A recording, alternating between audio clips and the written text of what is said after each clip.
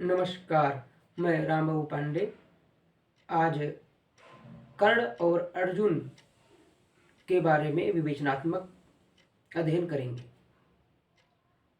जैसा कि एक प्रचलित बात है कि हम सभी जब विचार करते हैं तो ऐसे कई काव्य कृतियाँ रचना की गई और समाज में भी यह बात प्रचलित है कि कर्ण अर्जुन से श्रेष्ठ थे। कर्ण अर्जुन से धनुर्योद्धा धनुष विद्या में श्रेष्ठ योद्धा थे। और कभी कभी हम कहते हैं कि एकलव्य का यदि मुठाड़ा काटा गया होता तो अर्जुन से श्रेष्ठ योद्धा होते। ये दोनों बात निराधार है और ग्रंथों से इनका ठीक उलट बात सिद्ध होती है। वास्तव में जब हम अर्जुन पर विचार करते हैं और कर्ण आदि पर, एकलव्य आदि पर विचार करते हैं तो अर्जुन ही सर्वश्रेष्ठ योद्धा सिद्ध होते हैं। कुछ काव्य कृतियों में चूंकि उसमें कर्ण आदि को अपना नायक माना तो उसमें कर्ण के बारे में बहुत सी ऐसी बातें कहीं जिनका शास्त्रों से कुछ भी लेना देना नहीं है। शास्त्र और उनकी काव्यों में अपनी कल्पना, दो कल्पना के आधार पर कर्ण को महान, अर्जुन से महान सिद्ध करने का या एकलव्य को महान सिद्ध करने का कदाचित प्रयास किया गया है, लेकिन वह सत्य नहीं है। अर्जुन बहुत ही श्रेष्ठ योद्धा थे और चूंकि वो भगवान कृष्ण के समान ही श्रेष्ठ योद्धा थे, इसलिए उनका सामना करने का सामर्थ्य संपूर्ण महाभारत में किसी के अंदर नहीं था। जब हम महाभारत का अध्ययन करेंगे तो यह बात सिद्ध होगी। और एक बार हम विवेचना करते हैं कि वास्तव में अर्जुन और कर्ण किस स्तर के योद्धा थे, किस कोटि के योद्धा थे, और कर्ण अर्जुन कर्ण से किस प्रकार से श्रेष्ठ है, इसको समझने का प्रयास करते हैं। तो जब हम देखते हैं कि अच्छा, दूसरा विषय ये भी है कि अर्जुन धर्मपरायण थे, कर्ण अधर्मपरायण था। जन्म काल से अपना जैसे जैसे वो बड़ा हुआ तो अधर्म का पक्षधर था। यह भी बात महाभारत के अनुशीलन से बस सिद्ध होती है। जब हम देखते हैं कि पांडव और कौरव छोटे थे तो कौरव और पांडव के अल्प जब आयु थी उस समय भी कर्ण जो है कौरव के पक्ष में ही रहता था और पांडवों के प्रति जो कौरव षड्यंत्र करते थे दुर्योधन आदि मिलकर के, उसमें सम्मिलित रहता था। पांडवों को कई बार कुछ रचा गया, जैसे भीम को विष देने में अन्य जितने भी कृत्य, तो उसमें कर्ण सम्मिलित रहता था। और यह भी बात महाभारत से सिद्ध होती है कि द्रोणाचार्य ने कर्ण को भी अध्ययन कराया था, लेकिन चूंकि उस समय द्रोणाचार्य ने जब अपना विद्या दे रहे थे तो पात्रता को देख करके ही द्रोणाचार्य विद्या देते थे।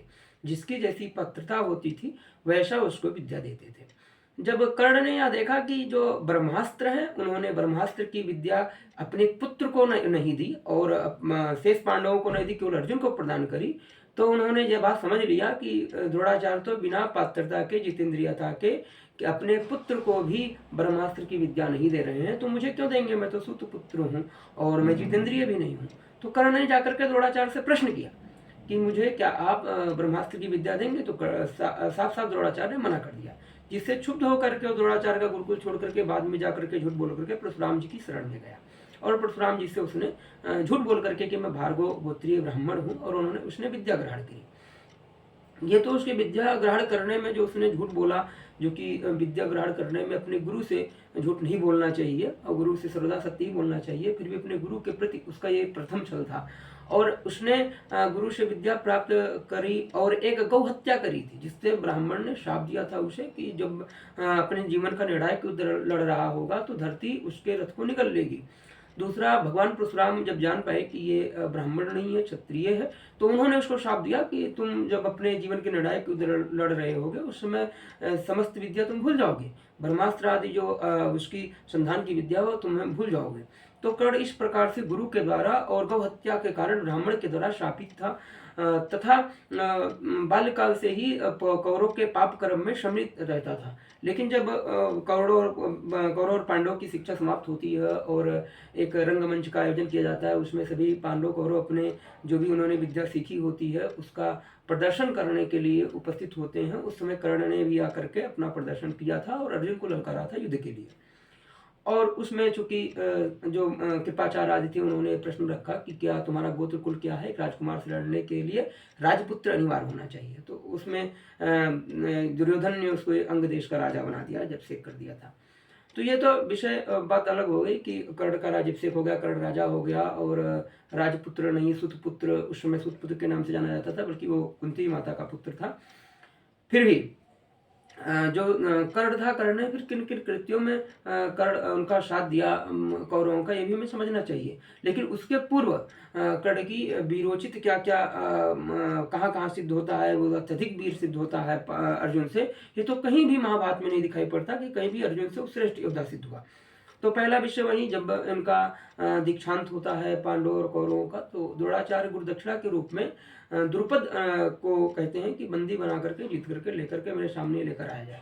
सर्वप्रथम कौरव जाते हैं उसको जीतने के लिए, और कौरवों के उस सेनापतित्व में, दुर्योधन के सेनापतित्व में कर्ण भी जाता है, और वहां सभी लोग घायल हो जाते हैं, कर्ण मैदान छोड़ करके भाग जाता है। तो और जिस द्रुपद से लड़ते समय और उनके भाई से पूरी कौरव सेना पराजित हो जाती है, और पूरे जो कौरव सेना मतलब कि दुर्योधन के नेतृत्व में गए 100 भाई और शकुनी कर्ण आदि पराजित हो जाते हैं, कर्ण भाग खड़ा होता है, दुर्योधन भाग खड़े होते हैं।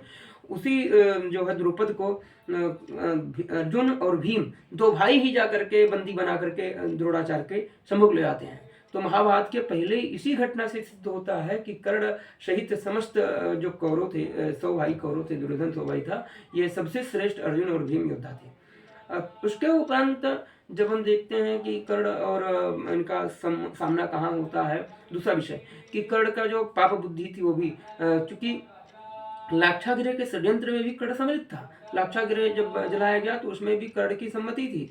तो लाक्षागृह में पांडवों को जलाने का जो कुत्सित प्रयास किया गया उसमें भी कर्ण की सहमति थी, कर्ण उसमें सम्मिलित था। तो उसकी पाप बुद्धि यहाँ से भी सिद्ध होती है। और उसके उपरांत जब पांडव अपना आकर के और क्या नाम है लाक्षागृह से जब बच जाते हैं और फिर द्रौपदी से विवाह कर लेते हैं ब्राह्मण वेश में, उसके बाद में सिद्ध होता है कि पांडव जीवित हैं। फिर पांडवों को जो है इंद्रप्रस्थ जो दिया जाता है, उसमें राज्य जो है आधा राज बांट करके हस्तिनापुर का खांडव प्रस्थ का जो इंद्रप्रस्थ बना जाता है, आधा वन।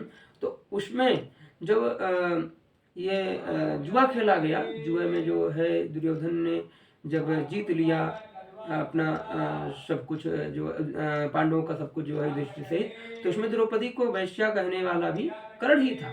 और उस समय जुआ के समय जब जीतने के बाद द्रौपदी का जब चीरहरण होने के लिए द्रौपदी को लाया गया दरबार में, तो उन्होंने बताया कि मैं रजस्वला हूँ, एक वस्त्र में हूँ और अपने से बड़े ऐसे बड़ों के सामने मैं कभी मिल नहीं गई हूँ।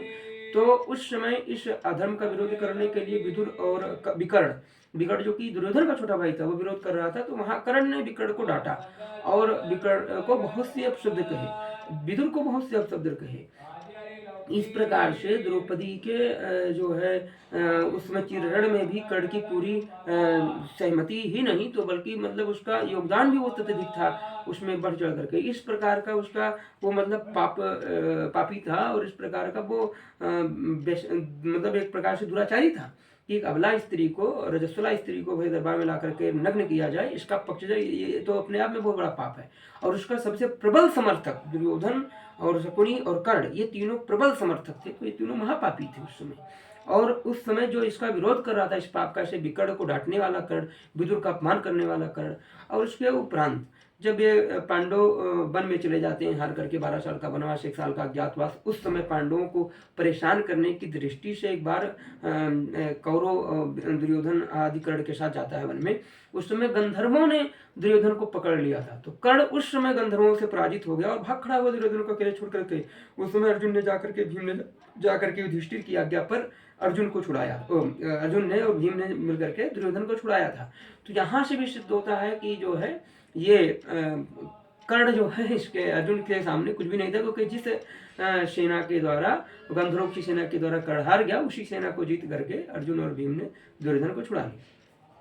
उसके उपरांत जब अज्ञातवास के पूर्ण होता है और विराट नरेश की गायों को कौरव हरण कर लेते हैं, उस समय एक अकेले अर्जुन ने समस्त कौरवों की सेना को, उस सेना में जिस समय भीष्म, द्रोण, कृपाचार, अश्वत्थामा, कर्ण, दुर्योधन, दुशासन, ये सभी सम्मिलित थे शकुनी सहित, और सभी को पराजित करके अर्जुन, अकेले अर्जुन ने और गौओं को छुड़ा लिया, और सबके भीष्म, दामा, द्रोण को छोड़ करके, कृपाचार्य को छोड़ करके सबके अंगवस्त्र के जो पोस्त्र थे, उपोस्त्र उठा लिया था उत्तरा के गुड़िया बनाने के लिए। तो वहाँ से भी सिद्ध होता है कि ये कर्ण की ये देखिए अर्जुन ने अकेले सब कर्ण सहित भीष्म पितामह सबको हरा दिया था।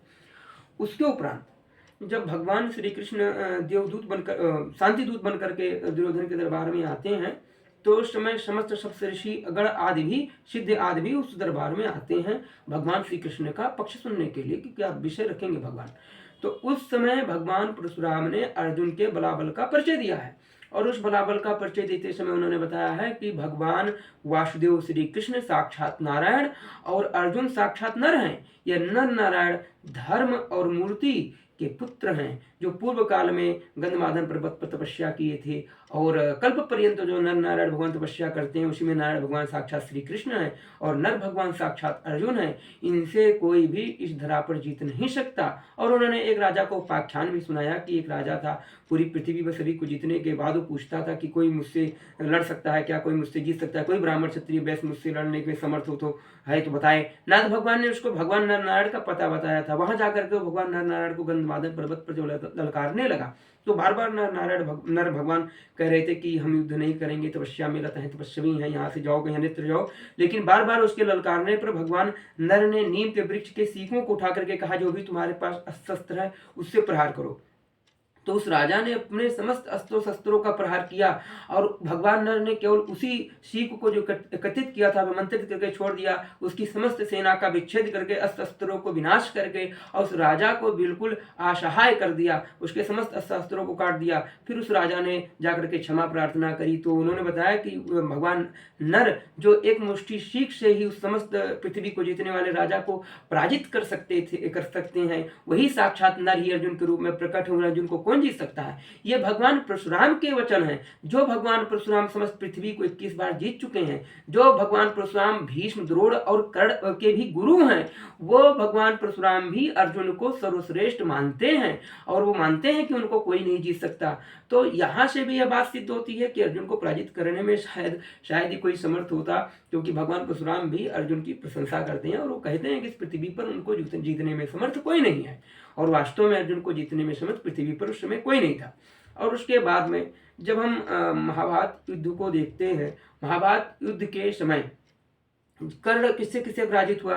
तो कर्ण पराजित हुआ भीम से अनेकों बार, कर्ण पराजित हुआ अभिमन्यु से अनेकों बार, और जब अभिमन्यु का वध हुआ छल के द्वारा हत्या की गई, इसमें 7 महारथियों ने मिलकर के हत्या की, तो उसमें कर्ण भी उस निहत्थे अभिमन्यु पर बाढ़ चला रहा था और उनके हत्या में सम्मिलित था। और उस समय अभिमन्यु ने उसके पूर्व में उसी जब 7 द्वार के भेदन में उसके पूर्व उसी युद्ध में कर्ण को पराजित कर चुके थे अभिमन्यु, तो अभिमन्यु के द्वारा भी पराजित था। अर्जुन ने अनेकों बार पराजित किया था कर्ण को, और उसके उपरांत अंततोगत्वा कर्ण को अर्जुन ने पराजित किया और उसका वध किया। और अर्जुन ने निहत्थे मारा ऐसा भी नहीं है, उसके रथ को उसके ब्राह्मण के शाप के कारण धरती ने निगल लिया था, और वह ब्रह्मास्त्र का संधान कर रहा था, निहत्था नहीं ब्रह्मास्त्र का संधान कर रहा था।